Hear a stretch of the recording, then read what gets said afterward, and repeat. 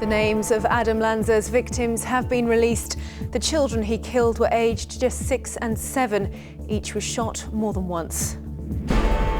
It also emerged the killer used a rifle and 2 handguns after forcing his way into the school. We have established a point of entry.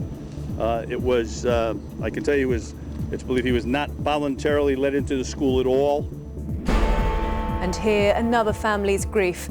Jacinta Saldana's daughter speaks of an unfillable void left by the nurse's death. Welcome to the programme. President Obama will travel to Newtown in Connecticut today to attend a memorial service in memory of the 26 people shot dead in the town's primary school on Friday. In one of America's worst school shootings, gunman Adam Lanza killed 20 children, all aged 6 or 7. Some were shot up to 11 times each. One of the victims, 6-year-old Dylan Hockley, was from Hampshire. He'd moved to the town last year. NBC correspondent Jay Gray reports now from Newtown in Connecticut. Well, even for the survivors, dealing with such a tragedy is a nightmare in itself. Daybreak's Lucy Watson spoke to one father trying to help his children cope and keep the trauma from damaging their future. A short time ago, we heard from NBC correspondent Jay Gray, and he joins us now from Newtown this morning. Jay, what is the latest there?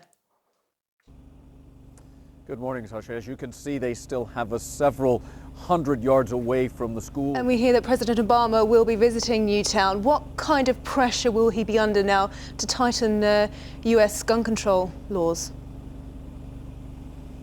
While it will motivate us to do something, Sascha. So it'll be interesting to see how that plays out over the next several weeks. Indeed, Jay Gray in Connecticut. For now, thank you very much. Other news, and doctors in South Africa have successfully treated Nelson Mandela for gallstones. The 94-year-old was admitted to hospital more than a week ago. Our Africa correspondent Rohit Katru is in Johannesburg and sent this for us. United then beat Sunderland 3-1 at Old Trafford to restore that 6-point gap at the top of the table. Here is the full list of results. An excellent win for Aston Villa away at Liverpool. Norwich beat Wigan. QPR are off the bottom after finally managing their first victory of the season at the 17th attempt. Stoke drew with Everton. And in Scotland, there were wins for Kilmarnock. The leaders Celtic and Motherwell, they move up to second place ahead of Inverness Caledonian Thistle, who drew a high-scoring match at Dundee United. This is the ITV News at 5:30. Our top story this morning. Well, the father of the gunman has spoken about his struggle to understand what happened. Peter Lanza said the family is in a state of disbelief. Meanwhile, the father of one of the young victims has been speaking about his murdered daughter. Understandably, this story making almost all of the Sunday papers, and it is a very haunting front page of The Independent. The picture there, 27-year-old teacher Vicky Soto. It says the shooting started and she, just 27 years of age, hid her 16 pupils in the cupboard. And when the gunman came into her room, she told him the class was in the gym. It says he murdered her, then turned the gun on himself, but the children survived. It's the killer and one of his victims who are pictured on the front page of the Times. That is 7-year-old Anna Marquez Green. She's the daughter of a jazz musician who'd only just moved to Newtown this July. And it's Anna's face also on the front page of the Mail alongside the picture of Adam Lanza. The headline there reveals Revenge of the Goth Loner. The Express talks about how parents were heard howling with grief when they heard the news at the school. And one of those parents who lost their child is pictured on the right. That's Neil Lewis with his 6-year-old son, Jesse, who was one of the victims.